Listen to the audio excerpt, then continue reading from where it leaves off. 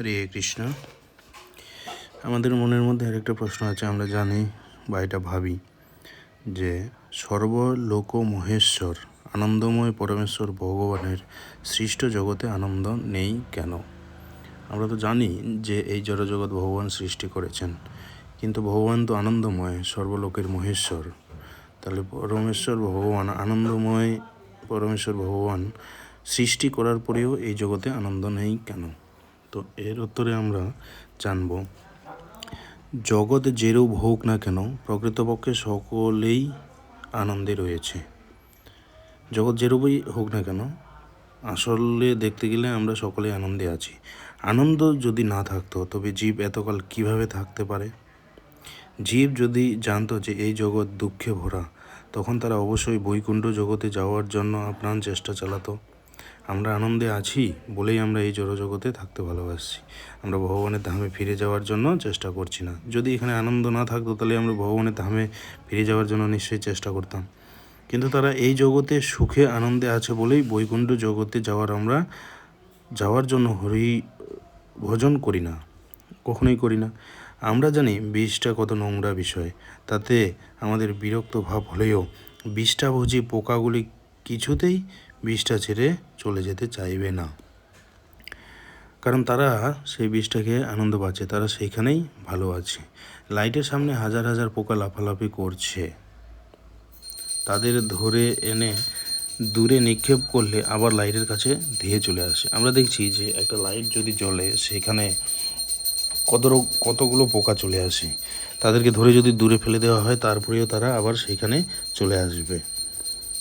লাইটের কাছে বারে বারে ঠোকর খেয়ে মারা যায়, তারা লাইটের কাছে এসে ঠোকর খায় বা পুড়ে মরে যায়, তবুও কিন্তু তারা সেখানে আসে, কারণ লাইটই সে আনন্দ পাচ্ছে। আমাদের জড়দেহ কতই ব্যাধিগ্রস্ত হচ্ছে, বহু সুবিধা আছে, অসুবিধা আছে, তবুও আমরা আমাদের জড়দেহ ছাড়তে বা মরতে চাইছি না, কেউ চাইছি না মরতে, কারণ এই দেহ থেকেই আমরা আনন্দ পেতে চাই। আমরা এই জড়জগৎ, এই দেহ থেকে আনন্দ পেতে চাই। কত জন্মান্তর ধরে আমরা ঘুরপাক খাচ্ছি, তবুও সেই সব অসুবিধাগুলি আমরা চিন্তা করি না। আমরা যেরূপ আনন্দ চাই তাই ভগবান দিচ্ছেন। আমরা যেভাবে চাইছি ভগবান সেইভাবে দিচ্ছেন। উড়বার আনন্দ পেতে চাইলে হয়তো উড়োজাহাজে চড়ার সৌভাগ্য না হলেও পরবর্তী জন্মে মশা হওয়ার সুযোগ হওয়া যেতে পারে। প্রধানমন্ত্রী হয়ে আনন্দ পেতে চাইলে হয়তো এই জন্মে সুযোগ না হলে ছাড় পোকা শরীর ধারণ করে প্রধানমন্ত্রীর গদির ভেতর জীবনযাপন করার সুযোগ পাওয়া যেতে পারে। এরকম আমরা বিভিন্ন সময় আমাদের সুপ্ত মনের বাসনাগুলো এইভাবে করে পূর্ণ করে ভগবান। বড় বড় মাছ খাওয়ার আনন্দ পেতে চাইলে বাজ, গোসাপ, তিমি হওয়ার সুযোগ পাওয়া যাবে, সন্দেহ নেই। ভগবান সেসব ব্যবস্থা করে রেখেছেন। অতএব এই জগৎ এক প্রকার আনন্দ ভোগের জগৎ বটে, কিন্তু আমরা সেই জিনিসগুলো বুঝতে পারছি না। ভগবতের সেবা উন্মুখ মানসিকতা থাকলে বৈকুণ্ঠ জগতে আনন্দ পাওয়া যাবে। ভগবত সেবা বিমুখ মানসিকতা থাকলে জড়জগতে আনন্দ পাওয়া যাবে। যদি আমরা ভগবানের সেবা করতে চাই তবে আমরা এই জড়জগতে আনন্দ না পেয়ে ভগবানের ধামে ফিরে যাওয়ার চেষ্টা করব। আর যদি আমরা ভক্তি বিরোধী থাকি, ভগবান বিরোধী থাকি, তাহলে আমরা এই জড়জগতে সুন্দরভাবে থাকতে পারবো বা সুন্দর আমাদের মনে হবে। এখানে মায়াসুখ আনন্দ সবাই রয়েছে। গাধা যতই ঘোরদেবীর লাথি খেয়ে মুখ ফোলায় না কেন, তবুও সে ঘোরদেবীর সঙ্গের আনন্দ পেতে চায়। চিন্ময় আনন্দ এবং জড় আনন্দ দুটোই এই মনুষ্য জন্ম লাভ করা যায়, সেটাই আমরা চাই।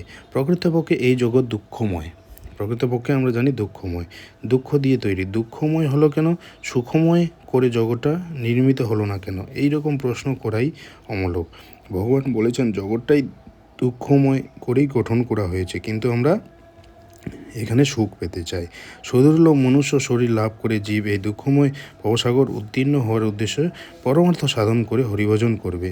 যদি আমরা সত্যিকারই সুখ চাই তাহলে আমাদের হরিভজন করতে হবে ভগবানের ধামে ফিরে যাওয়ার জন্য। তাই এই জগৎ আসলে পরমার্থ সাধনের ক্ষেত্র। এই জীবনটি চিরমুক্তির পারপারে হওয়ার পরম সুযোগ। দুঃখ থেকেই শিক্ষা হয়। আমরা যদি ভগবানের ভক্তি করি তাহলে আমরা যে ভগবানের ধাম, পরম ধাম, সেখানে আমরা উত্তীর্ণ হতে পারি, আমরা পরম সুখ পেতে পারি। সেটাই আমাদের করণীয়। হরে কৃষ্ণ।